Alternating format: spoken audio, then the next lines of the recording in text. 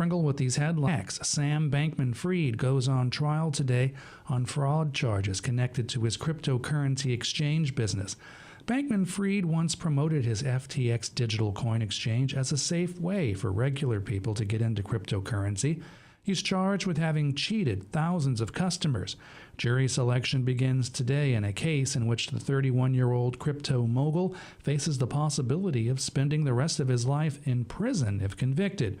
Prosecutors say he cheated thousands of people who deposited cryptocurrency on the FTX exchange by illegally diverting massive sums of their money for his personal use, including making risky trades at his cryptocurrency hedge fund. Bankman-Fried has acknowledged making mistakes while running FTX, but has insisted he had no criminal intent. Former President Trump's fraud trial continues today in New York. He faces allegations he falsified the value of his assets in his business dealings. A judge has already found Trump liable for fraud on some of the charges in the case. Julie Walker reports.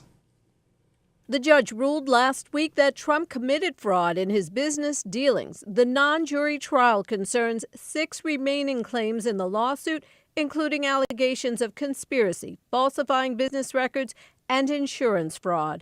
It was successful for them because they took me off the campaign trail, because I've been sitting in a courthouse all day long instead of being in Iowa, New Hampshire, South Carolina, or a lot of other places I could be at.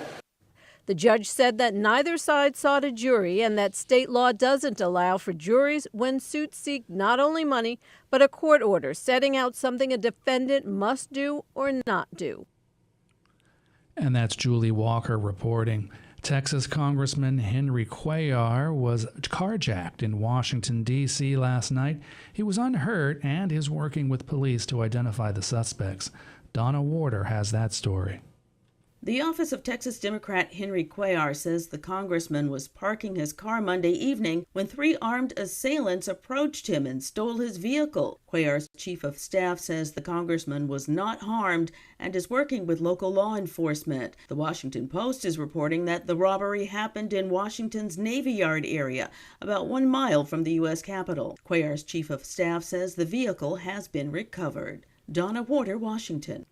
Far-right Florida Republican Congressman Matt Gaetz is calling for the ouster of House Speaker Kevin McCarthy from his leadership position in the House of Representatives. Gaetz filed a little-used parliamentary maneuver called a motion to vacate. Ed Donahue has that story.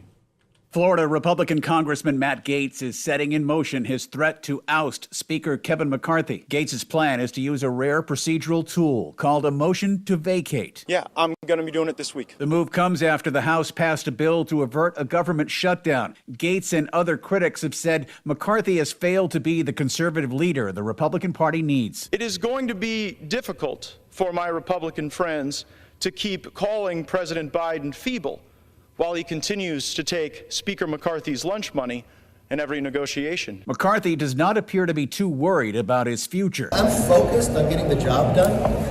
I'm proud of the record of what we've been able to accomplish so far. We've got a lot more to do. The motion to vacate the chair has only been used twice in the past century. Ed Donahue, Washington.